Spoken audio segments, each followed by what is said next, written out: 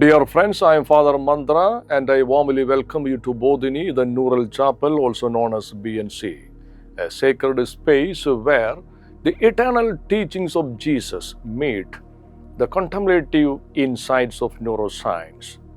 Today, we continue our reflection on a profound spiritual gesture from Jesus' parable. He would not even look up to heaven. In previous sessions, we explored its physiological and philosophical dimensions.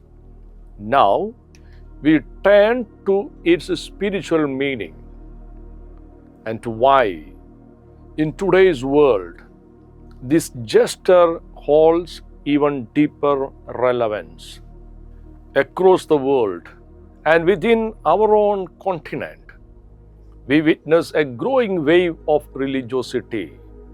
Temples are being built, shrines are filled, devotional practices flourish. Yet, something else rises alongside them. Violence, division, anxiety, and pride. Some religious movements grow aggressive. Others entangle themselves in politics. Temples are constructed even when some remain empty because the symbols have overtaken the soul.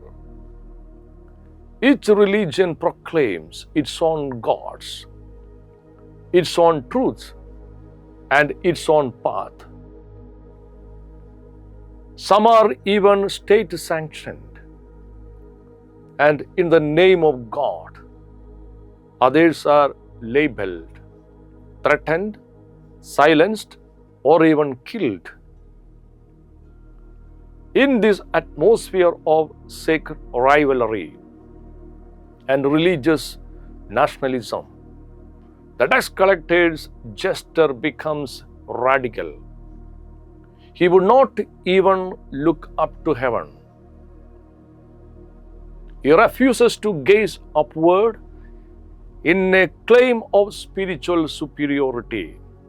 Instead, he turns inward, not out of shame, but sincerity, not in guilt, but grounded truth. His prayer begins not with a performance, but with presence.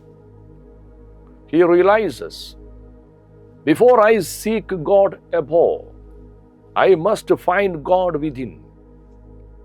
Not upward striving, but inward surrender.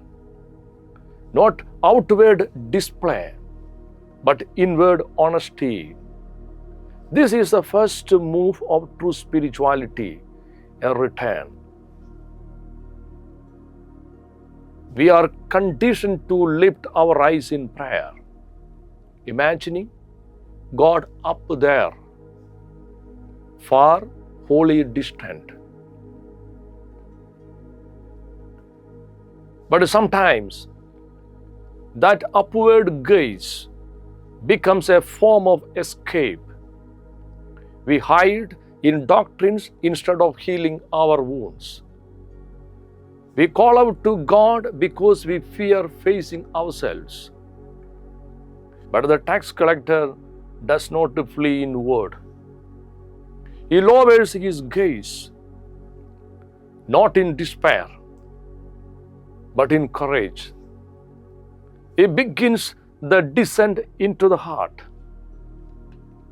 Dear friends, when we treat God as external, separate, or possessible, we begin to argue, compare, and condemn.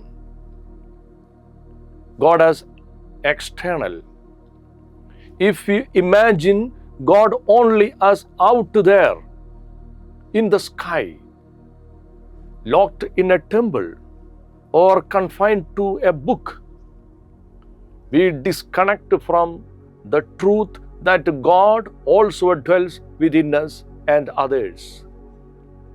This view encourages a dependence on rituals, intermediaries, or outer authority, often at the expense of inner transformation and conscience. God as separate. Seeing God as separate from creation and from those who believe or live differently creates division.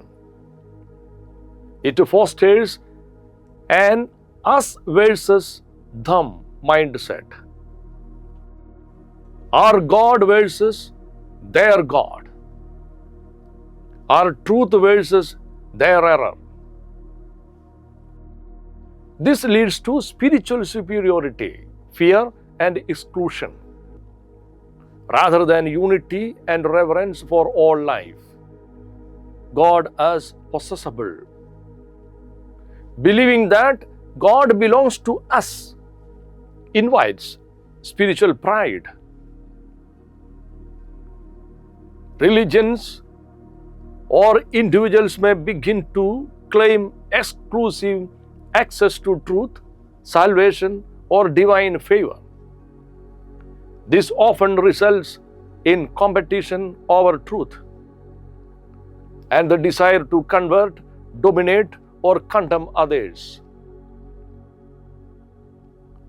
Dear friends, arguing over which doctrine is more correct, which rituals are more pleasing to God, comparing others against our version of truth, contemning those who differ, even dehumanizing them in the name of God, who is called love. And from this emerges spiritual pride, and pride breeds violence. If you truly believed that God dwells within every human being, we would never harm in His name. We would listen before labeling. We would revere before retaliating. Dear friends, the tax collector's downward gaze is not humiliation. It is awakening. He knows, if I cannot find God in myself, I will not find Him anywhere else. From this comes relationship, not religion, not identity, but intimacy. When we meet God within, we begin to see that same light in others. Faith becomes a lens, not a wall, a bridge, not a banner. Many say, I pray, but I feel nothing. I attend temple or church, but I still feel alone. Because prayer without inwardness is only noise. We speak to God, but I never become still enough to hear Him. We ask for blessings while ignoring the inner wounds, crying for healing. The tax collector prays just one simple line: God, be merciful to me, a sinner. It is short, but it is real. And Jesus says he went home justified. Dear friends, perhaps today's most radical spiritual act is not lifting your hands, but lowering your eyes. Not shouting, God is great, but whispering, God, help me see you in myself and in others. In an age where religions compete, where temples rise while peoples fall, the tax collector offers us another way, not directed upward, but turned inward, not looking for heaven beyond, but welcoming it within. Because the true temple was never made of stones. It was carved into the silence of your being.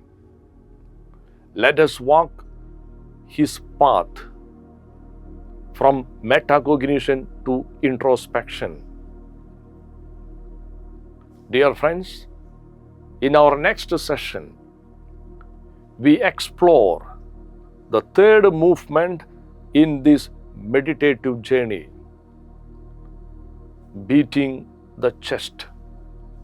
Thank you for walking this sacred path with me.